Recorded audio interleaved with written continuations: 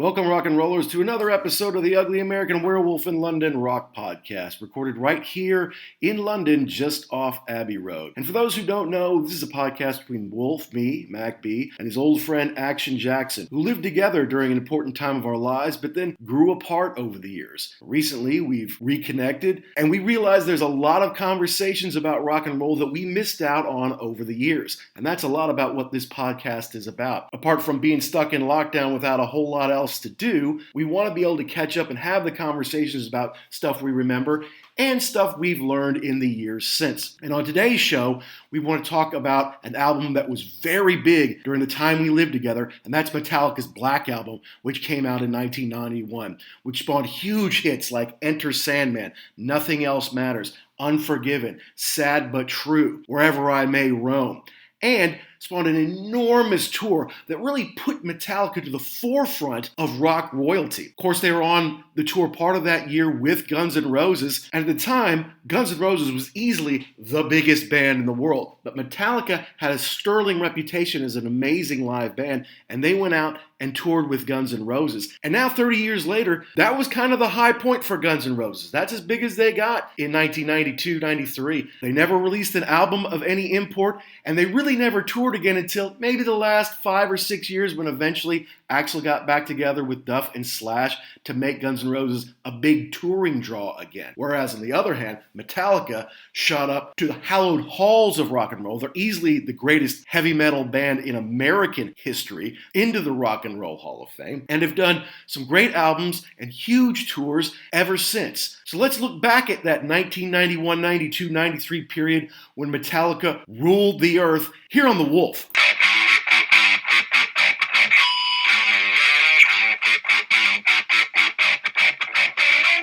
In the United States, it says 16,830,000, and I think that's kind of light. I don't know, because I mean, I guess it is what it is, but I mean, this thing, everybody had this, and everybody still has this thing. Yeah, well, so it's the first of the SoundScan era to hit that number, I guess. You know, they used to kind of estimate it a little bit back in the days, or they would take record companies' words for it, like, oh yeah, we shipped and sold, this many or whatever. Okay. But this was SoundScan based on, right, what gets sold in stores. We can actually track it through technology. Like, here's what it sold, and allegedly that 16.8 million is like the highest, tracked by them basically with SoundScan, I suppose. So that's Diamond plus 6 or 7 times platinum on top of it. You figure, I mean, really it's 17 million. So, I mean, if Diamond is 10, that's almost close to going double Diamond. But in Australia it went 12 times platinum, in Britain 2 times, in Italy 3 times, and, in New Zealand 12 times platinum, Sweden 4 times, Ireland, or, 3 times, 4 times, 2 times, all sorts of places all over the world, more than 30 million sold. That's a juggernaut. That's a huge seller, especially for a metal album. Well, and the thing is, too, let me see. When did the singles come out? Because it just, like, it never stopped. Yeah, it was over like 3 years almost. It was certainly over Correct. 2 that it continued to happen. Yeah, it never went away. I mean, Enter Sandman came out on July 29th, 1991. Sad But True is, they're saying, the last single, February 8th, 1993. So it was ever present on rock radio at that point in time. And on MTV. And remember, Metallica famously did not do videos for years. They built it up just by word of mouth, by going out and playing hard and giving them a hell of a show. And then people were like, yeah, you got to see this band Metallica. They would trade tapes. And then they got on good tours. They toured with a ton of bands, just got out there and worked. And they had delivered great stuff. I mean, look, Kill 'Em All is a classic Metallica record, changed the game for metal. But then Ride the Lightning is awesome. I mean, how much did you listen to that? How big a step forward is that, And then a lot of people will tell you that's the best. A lot of people will tell you that Master of Puppets is the best. And just have your second and third albums be those two, that's kind of unbelievable. Then finally, with And Justice for All, I think even the record company's like, we gotta do a video. We got to do something to help sell this and make it even bigger, So they did the one video, which was, of course, enormous, and a real introduction to Metallica for a lot of suburbia and people maybe who weren't familiar with how heavy metal had become. So they were pretty much, Metallica was like the world's biggest underground band. I mean, to your point, people had heard of them, like, oh yeah, I've heard of them before, and yeah, like maybe you had a tape somewhere, but no, you weren't ever going to hear them on rock radio. You were never going to see them on MTV. They had a big Mad Dog rabid fans who they would go to the shows and they would buy the T-shirts and listen to the music. And there were a lot of people too. I knew there were a lot of people, like when I was in high school, people that had Metallica T-shirts that maybe they like, have you really heard this, or you just want to be cool? Because it was kind of like a red badge of courage to have Metallica swag. And then they hit with this thing. And reading up on this, I don't know. They swore up and down they wanted to, maybe a heavier sound. But I mean, in 1991, this thing was perfect for MTV. I mean, it almost kind of legitimized them a little more at that point in time, because it wasn't a Motley Crue. It wasn't kind of like the glam bands. They had Guns N' Roses that were kind of hard, and then this came out and it was like, oh, okay, cool. We can have a hard rock band on MTV. And Enter Sandman. Once I remember, I was going somewhere and I saw it and I was like, this is gonna be big.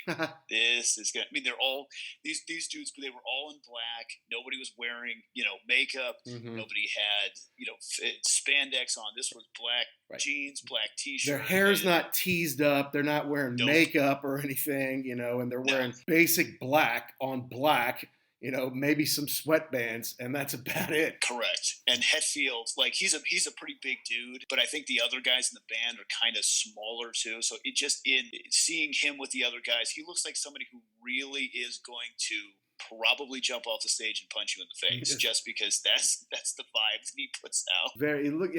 He's very intimidating. He comes and stands in front of the microphone and takes a stance, and he's playing those power chords that, if Tony Iommi is the true riff master of metal, James Hetfield's got to be like number 2 or 1A or something like that, man. I mean, that's what he does. And I was going to bring up on this record, you can say it about all of them, but it seems like on this record, his voice grew up a little bit. And when he sings with anger, which he does on all of them, sometimes it seems like he might be shouting. But it just feels like on the Black Album, he found his voice even more. Obviously, they did some softer songs on this, like Nothing Else Matters, and he still had to get up there and belt it out in the middle of that thing, But it seems like, I don't know, it's almost like it's clearer on the record for the loud songs, for the big hits, for the deep tracks. I don't know, James, his vocals just stand out a little bit more to me on this one. Yeah, and then it comes down to what you wanted to do and the choices that you made. They made the conscious choice to pick up Bob Rock, who was a big time rock and roll producer. He produced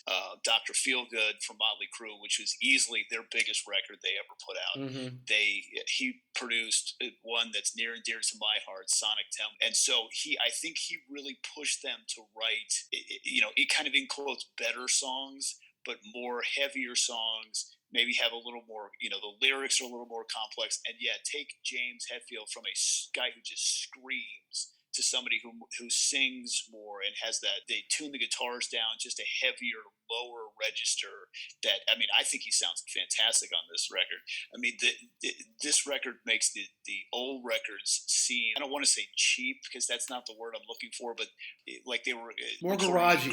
Yeah. Correct. Yeah. And this was like I think it took him 8 months in LA, and I think they were all about ready to kill each other at the end because he was just a taskmaster, but he got them a 16 million seller record.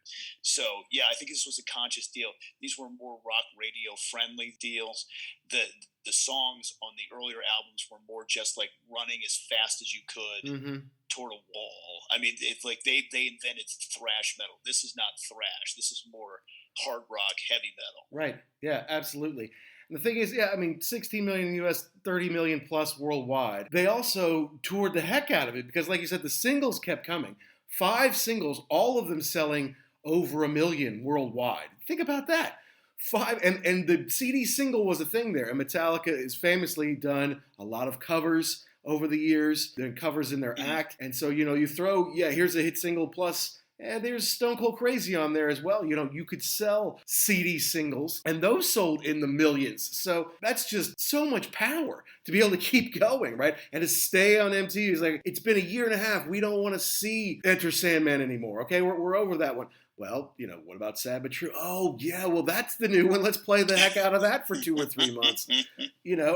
And seriously, and so we think about it as freshman year because it had come out in the summer, I guess, and that's when Enter Sandman was released, was that summer. Yeah, like right before we got there. Before we got there. But then once we were there, obviously it blew up. And then it was sophomore year that we actually saw them on that tour. And they toured on the album for 2.5 years. Hundreds and hundreds of shows, including, the run with Guns N' Roses, which, infamously... I've got some notes here. Yeah, go ahead.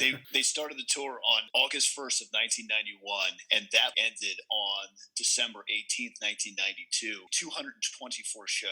Oh.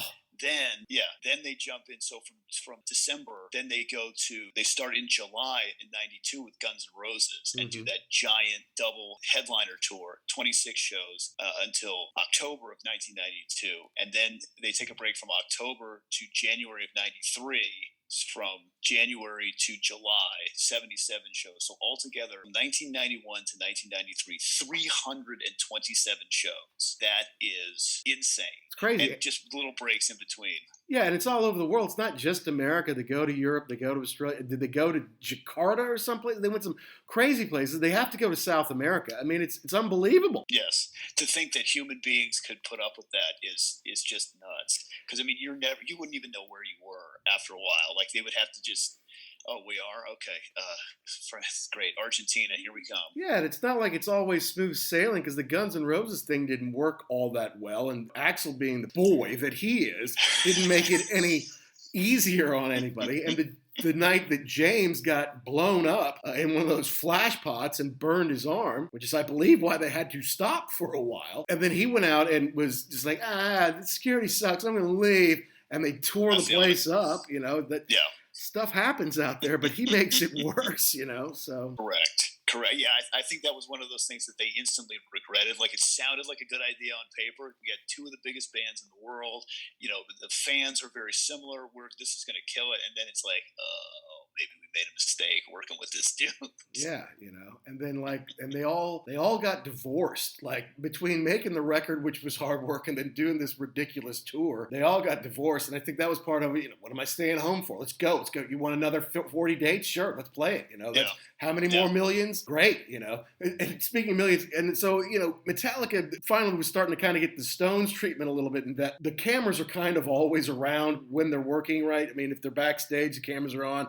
They're on stage, obviously cameras are on them. And there's this great, and I don't know if it was on the live Binge and Purge, or if it was the one that was before, a year and a half on the road with Metallica. They showed Jason Newsted at like the craft services table that they keep around, for everybody to have food, who's putting up the show and stuff like that. And so like after the show or before the show, he's got like his duffel bag there, and he's sticking sandwiches from craft services into his bag so that when he gets to the hotel after the show, if he's hungry, he can eat. And they're like, Jason, you're going to make millions this year. Why don't you just order room service when you get to the hotel? He goes, because I got plans for those millions and ain't fucking sandwiches. I'm like, I love that quote. That's one of the great rock and roll quotes ever. And it's so anti-rock and roll. It's not like, if I wreck my Rolls Royce, bring me two more. It's like, I don't need to waste money on that stuff. I got a life to live outside of Metallica, and I ain't for fucking sandwiches. Yeah, I want two fillets, one to eat, one to throw on the floor or something. Yeah. I think they were. I really think that they probably weren't ready for this echelon. You think you are, but yeah, again, they're used to lean, mean, doing whatever they wanted to, touring all the time, and now you've got this giant production with, like you said, cameras everywhere.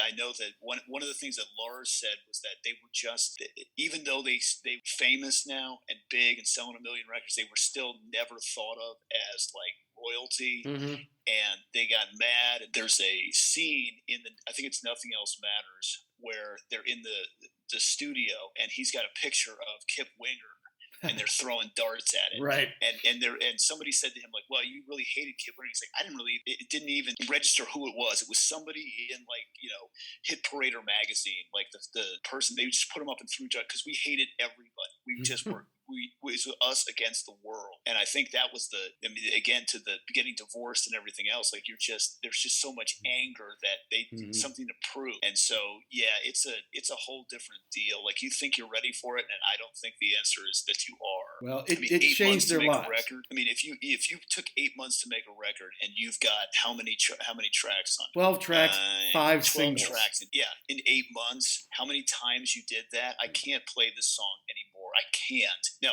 sing it one more time. Sing it again. Play that part again.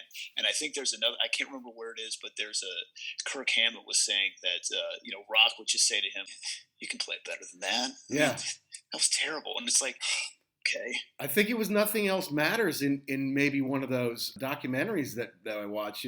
They had the basic track and he needed to come and do the solo. And the solo was not what ended up, on the song. And Rock was over and like, you don't want to put that on. I want to see, give me Guitarist of the Year. You Mr. Guitar World Guitar Player of the Year, whatever he had won recently. He's like that. I want to see that because that wasn't it. And I'm like, ooh, good. But, he must have been right. Because the one that ends up on the track that is famous around the world now was pretty tight. But it's interesting because if you want to start from the beginning, Enter Sandman, usually the formula is that Hetfield is the riff master, and apparently on this one, Kirk Hammett actually came up with that main riff to the song. So this was, I think, a departure from the usual Hetfield, Ulrich, and then the other two guys come in. They're credited. Hammett is the lead writer on this one with Hetfield and Ulrich. Yeah, good for him because it's a huge hit. It just changed their fortunes. Unbelievable how this launched them, and it's like, people. All right, you watched MTV. You were growing up in the 80s. You got one. If you didn't get to Metallica before that, you at least got one. You're aware of them. Okay, they're super heavy. They're a little different from the other stuff that we usually see on MTV, but that was a super heavy song. And this comes out. It's heavy, but it's also accessible heavy. It's not super fast, but it's super heavy. Yeah, it is. The riff at the beginning is you could actually maybe play it yourself. If you listen to it enough, a lot of this stuff from Metallica, you were not. I mean, that was way above people's pay grades. This you can actually pick out. Oh, hey, I can play the main riff to this, and then the drum are not super fast at the beginning, but they feel like you're getting punched in the face. That's what I was going to say too. What is this? Yeah. I mean, look, Lars has always been a creative and powerful drummer. But it seems like the drums were just captured in a way here that he didn't have to always play that fast. But when he hit those bass drums, and didn't have to do like the double kick like he was really doing on the end of one. If anything, And Justice for All was kind of a huge ultimate thrash metal album.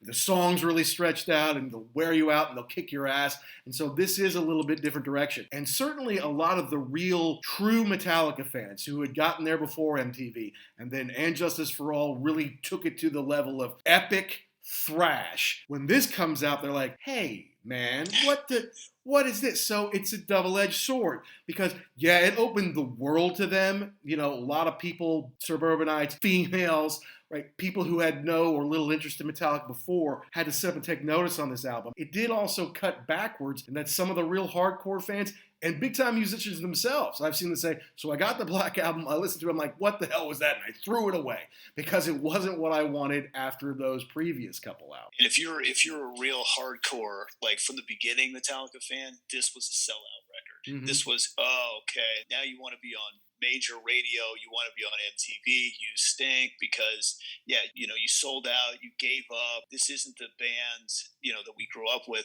But at some point in time, you have to decide, we go stay where we are or do we go down a different path? And the different path is giant success. And I wonder, too, how many people that said that in 1991 it would say, you know what, I like it now. I mean, I didn't at the beginning. I wanted to hate this thing, but it really is. I mean, it does give him a little bit of thrash. Yeah, there's some in there. Back to the Enter Sandman deal. I think that was a lot of Bob Rock too, because I know on Dr. Feelgood, he really tried to showcase Tommy Lee's drums. He really likes that bass of drum is what drives the whole track. Right, the foundation there. Yeah. Yeah. No, I mean, and it's similar to like when Rush, prog people and hard rock people like Rush. And then they get in the 80s, they start doing stuff like Power Windows and Grace Under Pressure, and it turns them off. Like, I still don't even like that. So maybe some people still don't like that, or it's not their favorite album. Certainly, I understand that. But my doubt is that in the last 30 years, you've totally given up on Metallica and didn't like anything they put out afterwards, like Death Magnetic or anything like that. But hey, if I had to choose one or the other, I'd go the path they went. Yeah, and the thing is too, so it turns into damned if you do and damned if you don't. If you put the same record out, they're like, these guys can only do one thing, and then you try something different. Well, you know what? I mean, you can't please everybody. No, and I saw Lars once do an interview, and it was with Sam Dunn, who is he's made a lot of heavy metal pictures. He's a big heavy metal fan growing up. Now he makes movies, and he's worked with Ronnie James Dio. He's worked with all the guys that he and we loved growing up. And he kind of asked him about. He told Lars point blank how disappointed he was with the Black Album after "And Justice for All" was his Metallica album, and it was really the one that was the greatest ever and all that. And Lars like, look, I'm sorry, but as an artist, I just couldn't make "And Justice for All" 2. It's not what I wanted to do. And we knew we were a better band than all these bands that get on MTV and sell more records and all that stuff. So we're going to be heavy, but we're going to change it. We're going to grow a little bit, and it paid off. So what do you have for Sad But True? It's slow. To me, this is another one where it starts off slow, and then the drums are just out in front again. And then that riff comes in, and again, it's not thrash, but it's pretty killer. Yeah, and it's more Sabbathy at the beginning, right? It's kind of got that heavy thing going, and then they speed it up to more of a Metallica thing. But my thing on it was James's vocal. Again, he's yelling, he's shouting, "Hate! I'm your hate!" But it wasn't just yelling; he was singing it too. But you felt it like a venomous thing about it. And there's a lot of depression and stuff like that in their songs. It's something I think he truly felt, at some point, and it really came through in the song. And it's pretty, for a rock radio track, it's pretty mean. It's pretty, if you listen to it, like you said, the lyrics are, they're heavy duty. And I like this song because it's not the traditional track, and it's just that, it's just super heavy. Like you said, it's more Black Sabbath-y almost, a real departure from what they'd done before. And it was the 5th of the 5 singles. It was the last one. But, for folks like us who listened to the album, we knew this song fairly well by the time it became a single. Like, oh, that's going to be the single now? Because you may not always make it all the way through the 12 songs because it's more than an hour. And sometimes after getting bludgeoned for 45 minutes, you're like, you got to take a break. Yeah, let's put on something light like The Cult, which isn't exactly light, but it's a little more, okay, let's wind this back a little. But you always heard Sad But True. I wanted to go back and kind of revisit the ones that aren't the singles to help them stand out, And the third track, Holier Than Thou, now see, that is a little more thrashy to me. Right. If you were an old school Metallica fan, you might go through the first two and then okay, here we go. Now this is what I'm used to. Yeah, and you get a little talk box kind of thing from Kirk. You get a little distortion later, and it's a shorter song for them. I mean, Metallica can stretch some songs out. Usually it's between 6 and 10 minutes as your typical Metallica song, and this is less than 4. But, at the end of the day, I'm like, sometimes back in the day, because the first 5 songs, 4 of them are singles. This is the one that's not, and it can be overlooked in what would be kind of the first side or the first half of the record. Yeah, I mean, it's you're right. I think it does kind of get lost a little bit between all of the singles. I mean, you have Sandman, Sad But True, this one, Unforgiven, Wherever I May Roam. Yeah, I could see how you would kind of gloss over it, but no, it's a good track, stand alone by itself. Then boom, number 4 is Unforgiven, which was the second single, and an enormous single, an enormous video, and it spawned one of the more enormous disappointments with the sequel, Unforgiven 2. Yes. Was that on, I think it was on Reload. Yes, that was extremely disappointing. This is another one of those songs where if you're listening to this thinking, this is not a Metallica song. This is like I mean, I don't want to say it's a ballad because it's a lot simpler, but it's super, it's like it's crushing you almost. Yeah. Because it's so heavy. And going back to what you were saying before, the solo on this is just killer. I don't know how many times he had to record it, but good for you, Bob Rock, for making him stay in there because it's awesome. That's right. Kirk kills it on that solo. Yeah, it's not the typical Kirk Hammett, like super, you're flying all over the fretboard.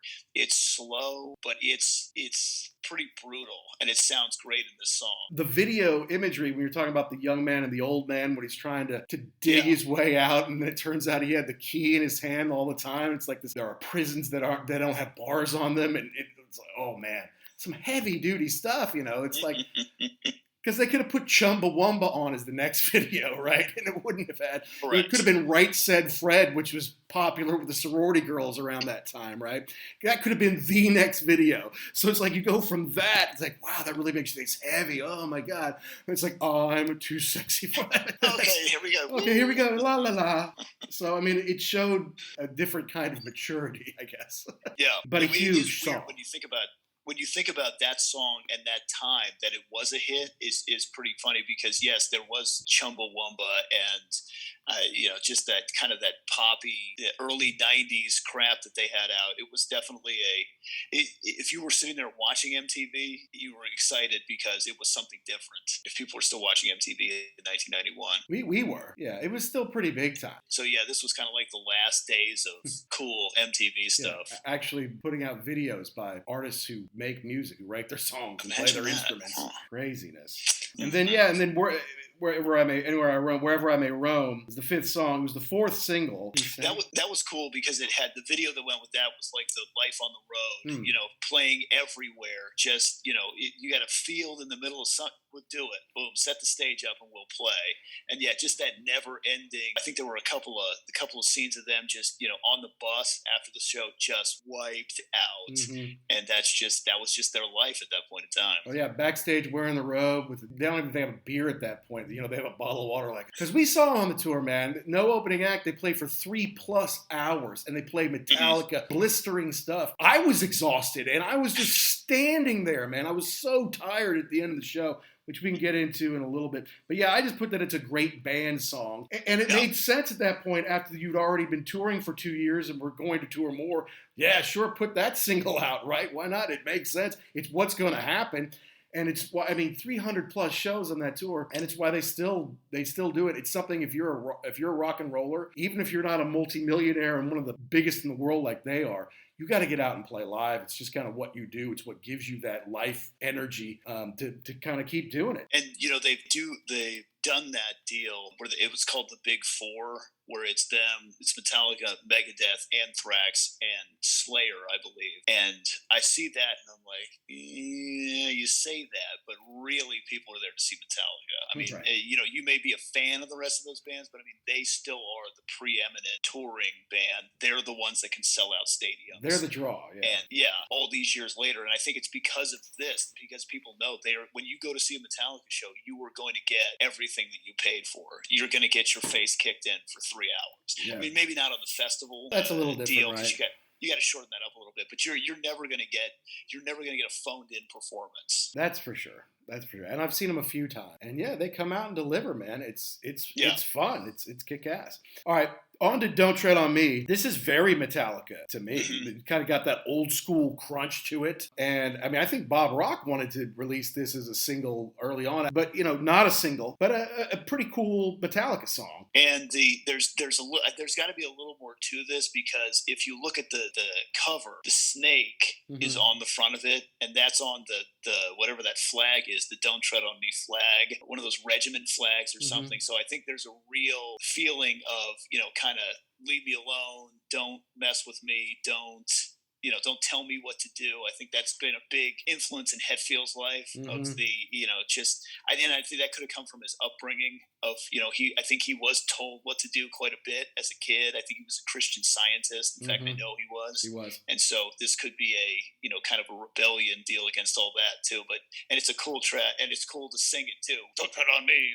That's right. Yeah. Great Metallica song, man. Love it, Yeah. And then Through the Never, of course, they eventually named did you see the movie Through the Never that was kind of like part concert, but it's also kind of a concept film? Correct. Yeah, no, I saw it because I'm like, if you put it out, I'm going to watch it. Yeah, it was a little like, that's a departure. Because, I mean, the concert parts were cool, and then it was the kid, and he had the deal, and he was running through the streets. And yeah, I remember that too, thinking, Through the Never, interesting to call back to this record. It's cool. It's another cool Metallica song too. Yeah, it starts fast. It's kind of, a classic feel to it. It's got the cool chorus chorus, it's kind of got that start-stop thing in it a little bit. Yeah. It's probably a little tricky to play live, but it's cool. And again, it's only about 4 minutes. It's not one of their big, long, let's stretch this out kind of thing. Kind of comes in, hits you in the face, and moves on. Now, the 8th song on the album was the 3rd single, Nothing Else Matters. This video, I feel like, was a studio video. It kind of showed them recording in the studio a lot, and maybe showed... You know what? You're absolutely right, and I take it back.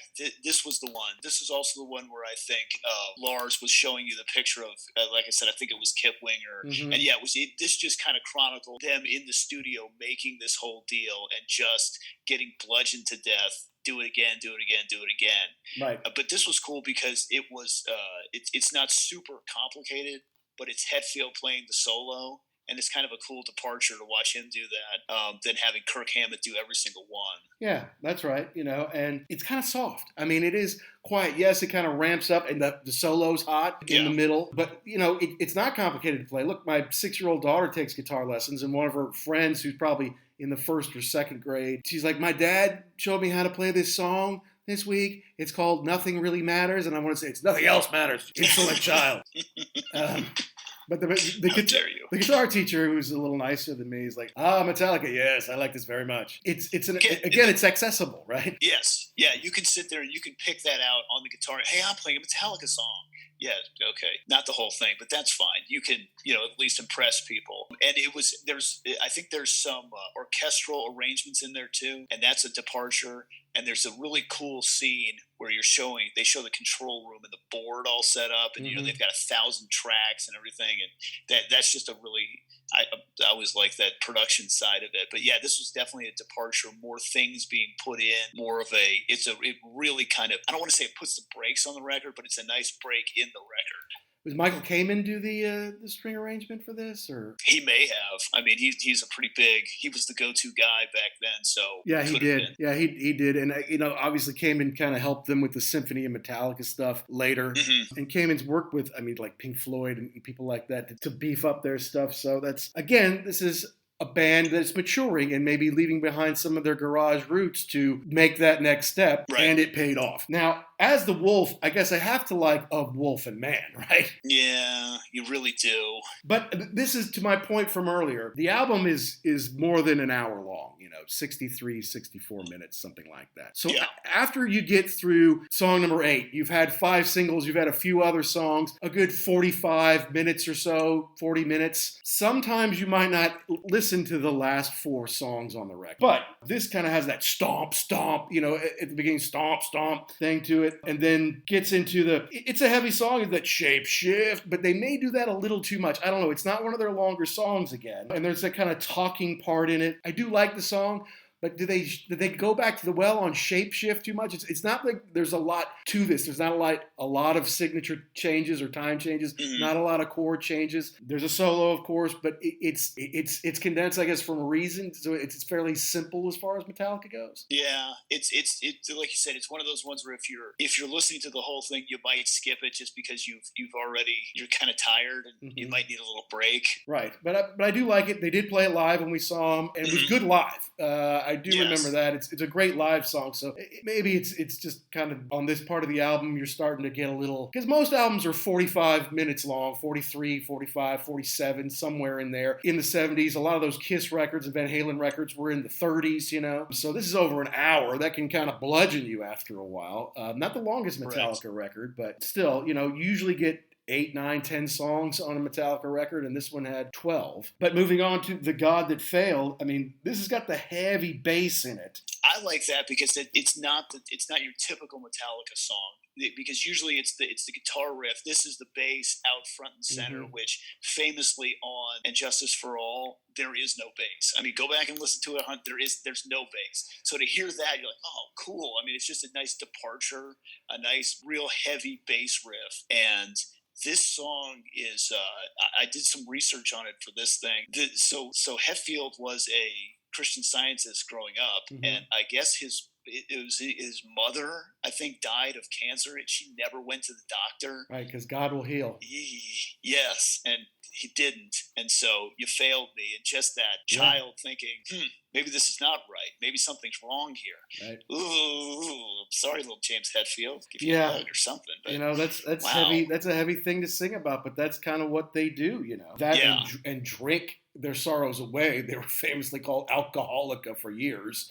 Yes. And in Some Kind of Monster movie, we saw James, which was 12 years after this or whatever it was, James finally went to rehab. Yeah, and that I remember watching that the first time, and that was an accident. Like they just filmed it, and it took them like a year or something to make that Saint Anger record, and it was just like everything just came out, and so I can imagine that. You said that was 12 years later. There was a lot of stuff going on there. Like they were kind of keeping everything. Like oh yeah, just have another beer and you'll be fine.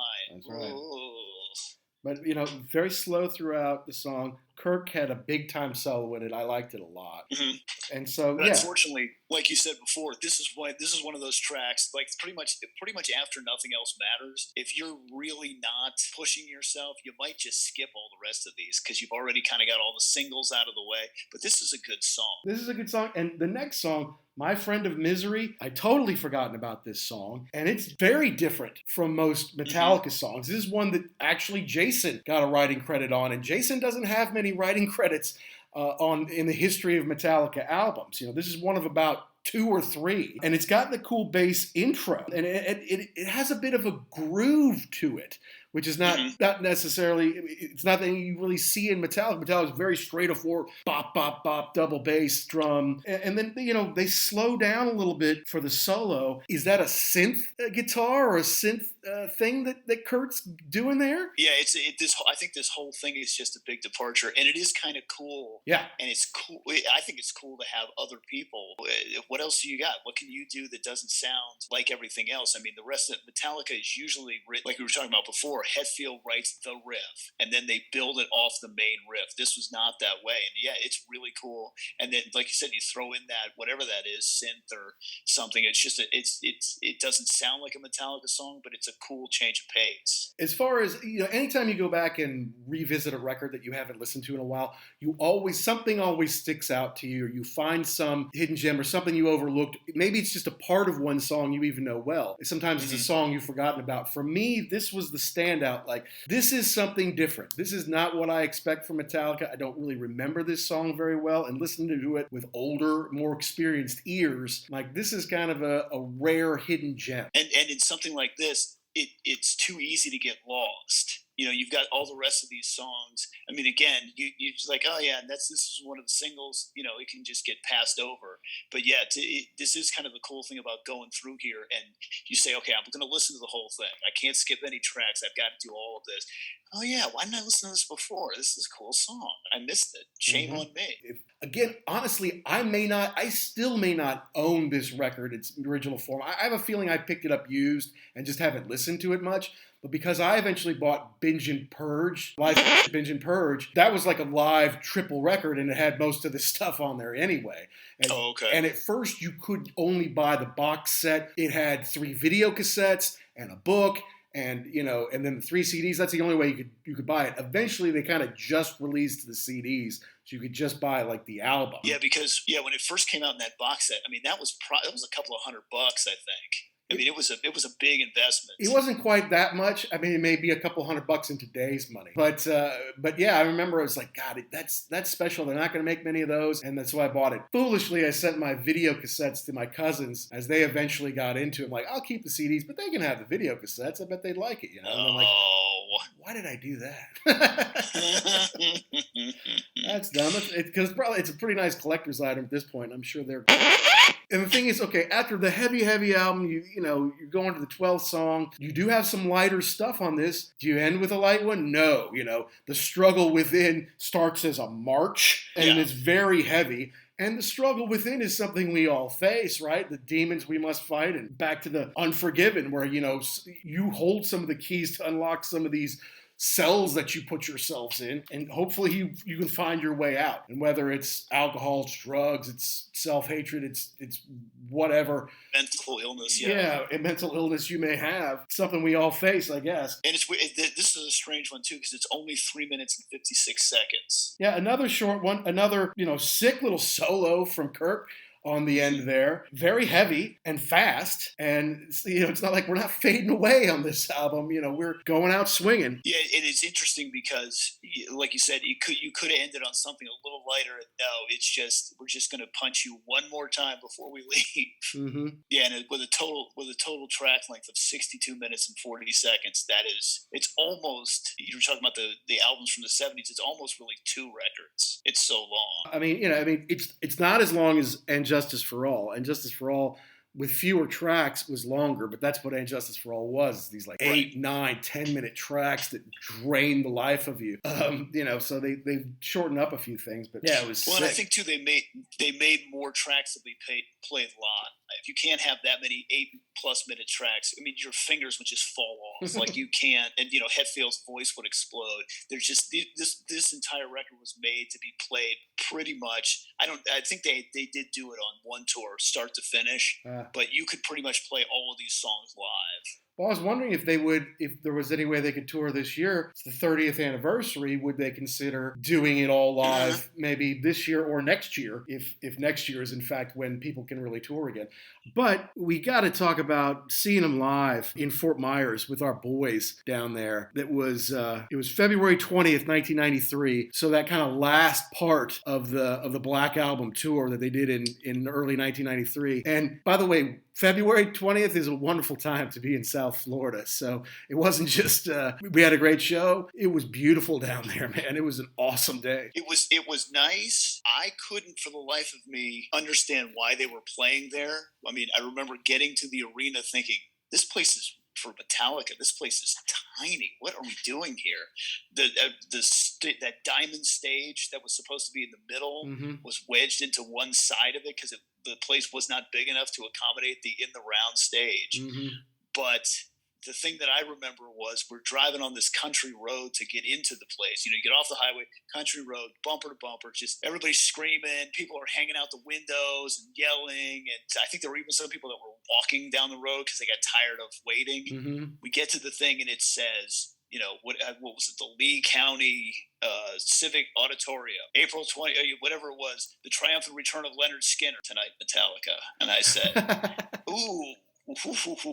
Okay, we are in Leonard Skinner country, and then we got into the place, and I'm like, this place is tiny, but man, you talk about animals at that place. I mean, it was just people were amped up.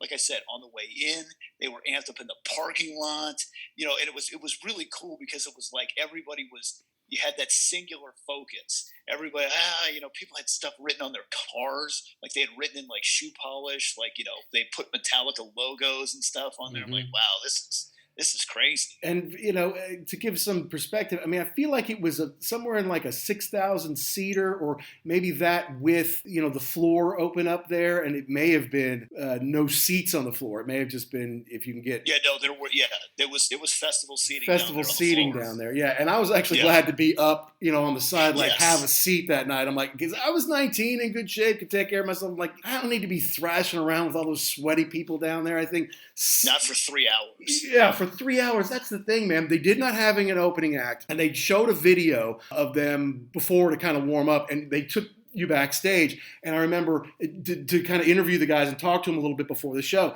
And I remember every 4th or 5th word out of their mouth was the F word. It's like, what the fuck is up, fuckers? We're going to come out there and fucking tear your heads off for 3 fucking hours. Alice in Chains, the only fucking band with the fucking balls to fucking open for us, but they're in fucking Europe.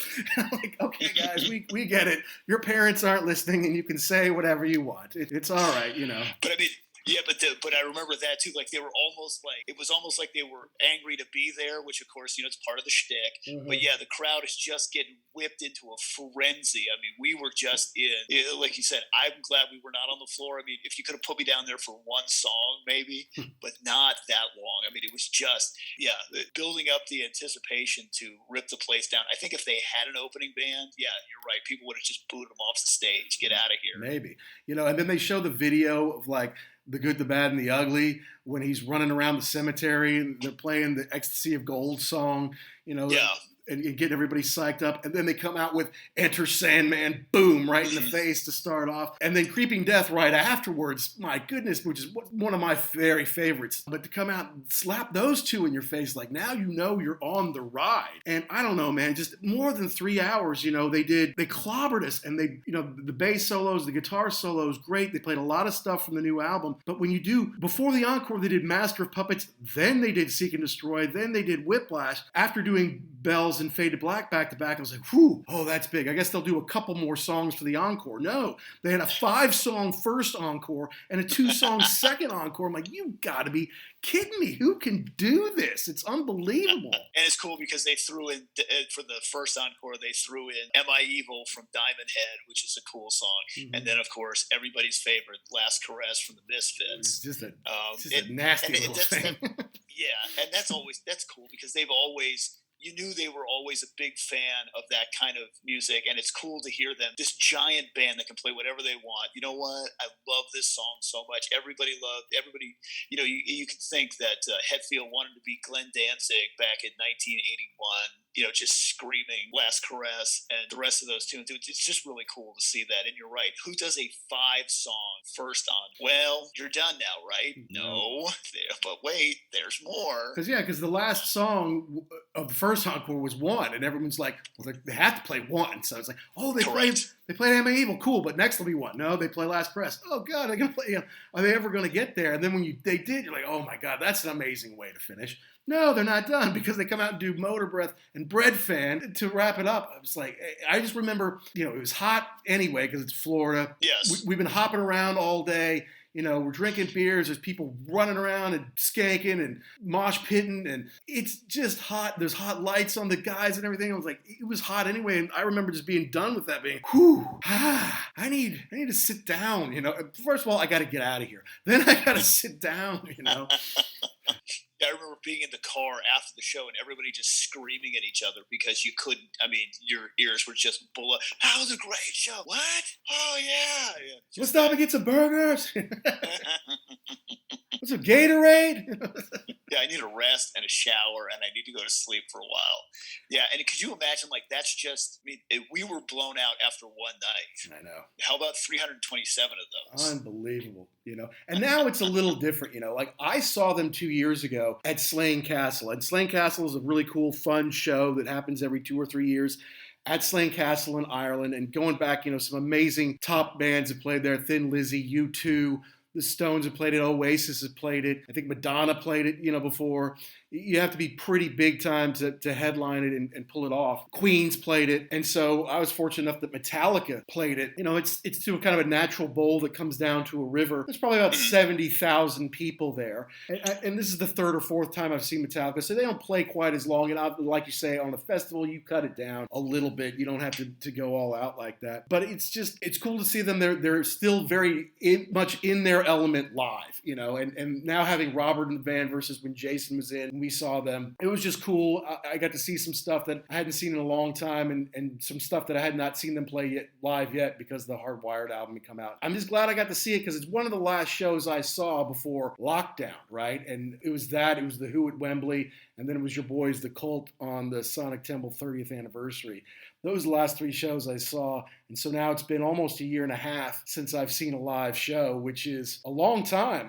Probably since I was 12 or 13 or something that it's been that long between shows. They did a great deal on the Howard Stern show probably the end of last year. They did 4 or 5 songs from their Metallica HQ in San Francisco. Mm-hmm. And I think that they really don't get enough credit for being just a phenomenal band.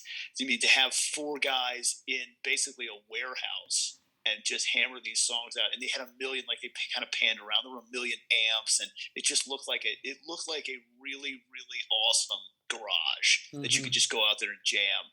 And yeah, they sound great. I'm sure that they're chomping at the bit to get out on the road again.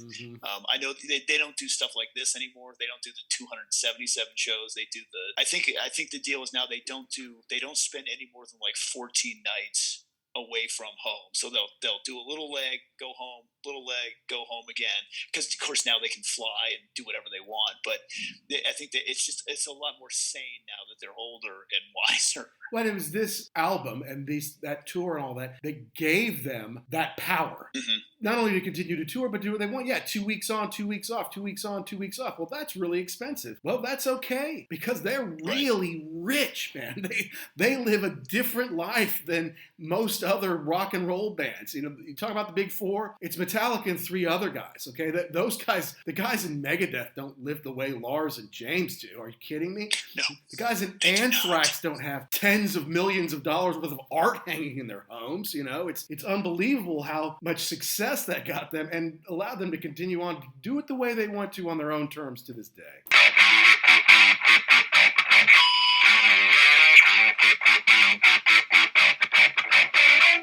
Well, that wraps up another episode of the Ugly American Werewolf in London Rock podcast, folks. And as usual, did we get something right? Did we get something wrong? Did we miss the point? We want you to let us know. Follow us. Give us a shout out on Twitter at ugly_werewolf and check out all past episodes at www.uglyamericanwerewolf.libsyn.com. Next time, we might go a little more back to our proggy roots. So stay tuned. Let us know what you want to hear. And for everyone all around the world out there, be cool and stay safe.